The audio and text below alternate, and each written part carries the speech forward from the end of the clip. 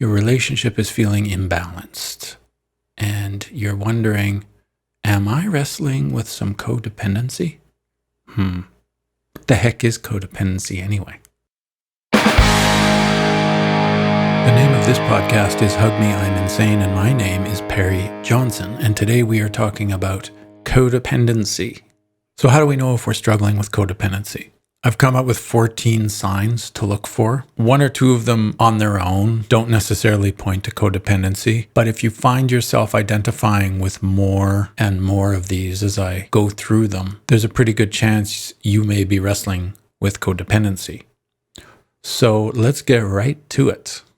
The first sign of possible codependency is feeling compelled to take care of other people, otherwise known as rescuing.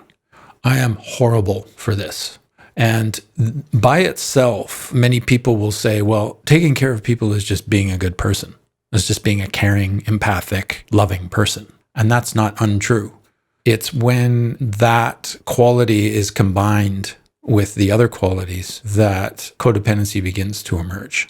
So let's continue on. Number 2 is fear of abandonment and a need to always be in relationship. Now, again, most human beings have a deep-seated fear of abandonment. It's actually one of our base fears. And so unto itself, it's not a big deal. It just means you're a human being. And most people want to be in relationship, and partnership is not only natural for human beings, it's how we thrive. Human beings are interdependent. We need other people. But interdependent is very different from codependent. And codependents always have to be in relationship, many times staying way too long in dysfunctional relationships that they know aren't serving them, or getting into relationships that they know aren't going to meet all of their needs, but at least it's better than being alone, and it'll give them somebody to focus on. Guilty. Number 3 is codependents have a deep need to control everything and to control others. This comes down to another one of the points which I'm going to come up to, anxiety. One of the ways that we use codependency and control is as a dysfunctional way of managing anxiety. Because while I'm focused on other people and making sure everybody else is doing everything right in the way that I think that it should be, in the nice, neat box that I think everything should be going in, I'm distracting myself from the fact that I'm extremely anxious and uncomfortable. I'm busying myself with focusing on you and whether or not you're doing things right. Number 4, codependents have a desire to be liked by everybody, but also suffer from low self-esteem. So when I don't feel good about myself, I'm going to focus on you providing that need for me because I can't do it for myself. I don't know how to do it for myself. And the low self-esteem piece is something that takes a lot of work, but it is work that only we can do. And I'll get to that later. Number 5 is people-pleasing. Codependents have a hard time saying no and have poor boundaries. If you're in crisis, I will drop everything and come galloping to your rescue, even if it's at the expense of whatever I got going on in my own life. And if somebody doesn't like me, I will stand on my head in order to prove to them that I'm a good person. And this comes back to the low self-esteem piece. When we feel like shit about ourselves and somebody else doesn't like us, that's almost unbearable because now it's validating how we feel about ourselves. The conundrum there is that there's always going to be haters. There's always going to be somebody that doesn't like you. This again comes back to the low self-esteem piece. If I love me and accept me for who I am, then how you feel about me is irrelevant. Number 6, codependents come from family dysfunction. That's where it's learned. And when that is our baseline, when that's our MO, when that is our value system that's ingrained, imprinted on us from a very early age, then that's what we know. And so it takes work in order to undo many of those default stories and many of those core beliefs, however dysfunctional they are. It's possible, but it takes work. But if you come from a family of addiction and you have parents that are codependent, there's a pretty good chance that you got it going on too. Okay, number 7, codependents often suffer from depression and or anxiety. This comes with the territory of never feeling good about the self. If I don't feel good about myself, it's hard for me to feel good in the world, period. And so the world is going to either stress me out or it's going to depress me. Makes sense, right? The 8th sign of codependency is low emotional expressivity, but high reactivity. So what does that mean? Codependents are very often sort of flatline in terms of expressing their feelings, unless they're triggered. And then they become highly reactive and many times overreactive. And this comes back again to a nervous system that's constantly running at the max. There's not a lot of gas in the tank when you're barely coping with dealing with this other person all the time and what's going on with them, the obsession of their life, and in the meanwhile, not managing your own. Number 9, codependents will often deny their own needs and their own feelings and their own thoughts. So it's a wholesale rejection of the self. No, I'm not upset. I'm fine. No, that doesn't bother me. No, I wasn't thinking anything. No, I didn't do that. Never mind. How are you? No, that never happened to me. I'm okay. That minimization, again, comes back to I don't have the right to express what's going on with me because what's going on with me is not as important as what's going on with you. And that dovetails nicely into number 10. Codependents often have trouble communicating honestly. And it's not because they're inherently bad, dishonest, deceitful, manipulative people. It's more a matter of not being in touch with the self. I can't be honest about what's going on with me if I don't know what's going on with me. If I'm constantly in denial, or I'm constantly minimizing, or I'm constantly deflecting what's going on with me, it's hard to be honest about what's really happening. 11th sign of codependency is fixating on mistakes. Have you ever made a mistake or said something that made you feel embarrassed or ashamed and ruminated on it for hours, days, weeks, months, sometimes years? That thing that you wish you'd gotten right? If I don't do it perfectly, how can I be a good person? Number 12, codependents often have intimacy issues. That doesn't necessarily mean sexual intimacy, although codependency can certainly affect our ability to show up sexually in a healthy way. In terms of intimacy in general, if I'm completely at odds with myself and completely focused on others, how can anybody possibly reach me when I'm so out of touch with myself? When I'm so often in rejection of myself? How could that not affect my ability to be intimate? Number 13, codependents often confuse love with pity. So again, this comes back to that place of staying in codependent relationships or friendships for the wrong reasons. I feel bad for you, therefore I'll stay with you. It's my duty. I'm a rescuer. I'm a pleaser. You poor thing, I'll look after you. Enabling somebody is not loving them. There are no more bigger enablers than codependents. Number 14, codependents are often low-level narcissists.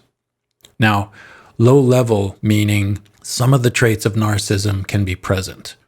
And those traits include an inflated sense of importance, a need for excessive admiration and attention, and narcissists often have troubled relationships. So you can see the crossover there. The one aspect of narcissists that show up less, the trait that shows up less, is a lack of empathy. Codependents are very empathetic people, unlike narcissists who are self-centered to the point of not giving a shit about anybody else. And so that's why we say low-level narcissism. But many of the other traits can be present. So that's quite a list. I can tell you that I check off or have checked off at different points in my life most, if not all of those boxes. And I still do today. The difference for me is that I have the awareness around much of this stuff, and that puts me in choice whether or not to act on many of my codependent traits. I'll default back to them for sure, but codependency is not just people in relationship with addicts. And that was how the term was originally coined. It was somebody who is in a relationship with an addict or an alcoholic. Today, we understand it as a much broader definition.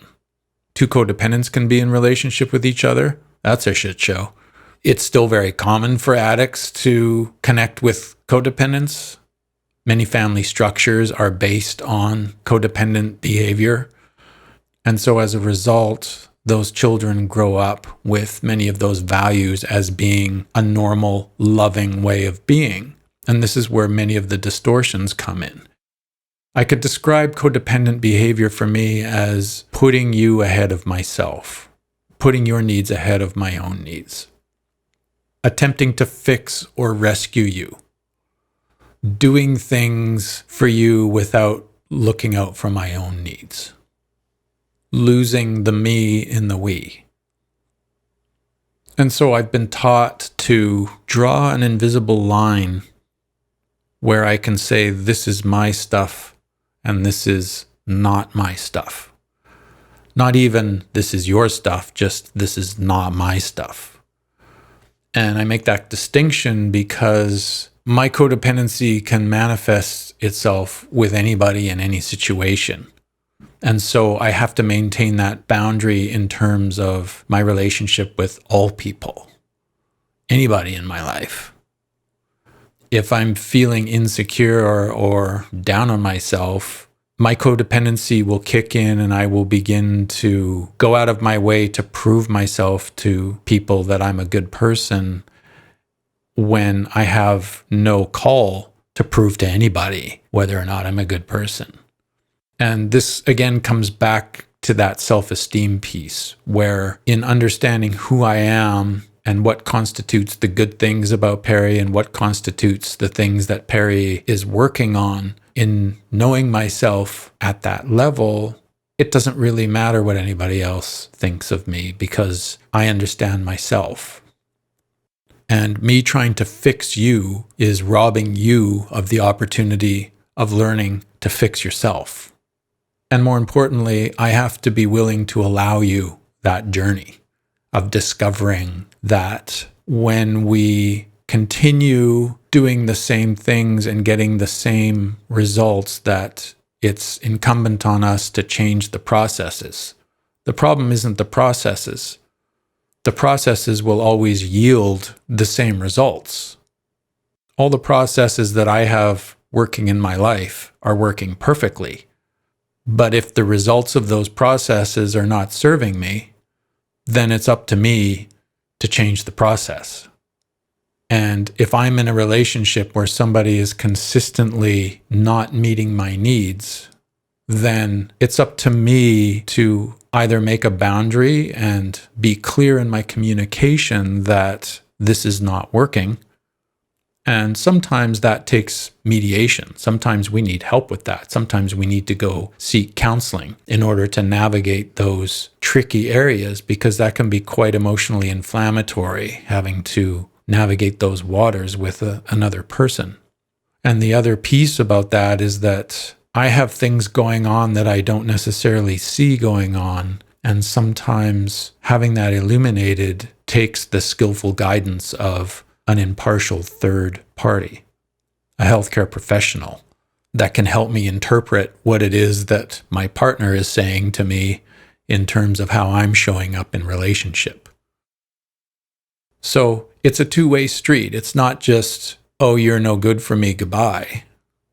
It's obviously never as simple as that.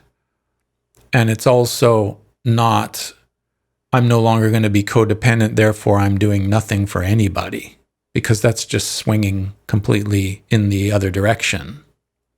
Understanding where that line is, where I should be helping and where I'm enabling or hindering somebody or doing things at the expense of my own self-care and my own self-worth, I don't always see where that line is, and I need to navigate that with somebody else. And so again, it always comes back to me understanding what's going on with me. I think if you're asking yourself the question, we have an understanding in mental health that asking the question is usually the answer. I would seek some guidance of somebody that is skilled in navigating specifically codependency, because it's very difficult to see the forest for the trees. So I think that's about all I'm going to talk about today.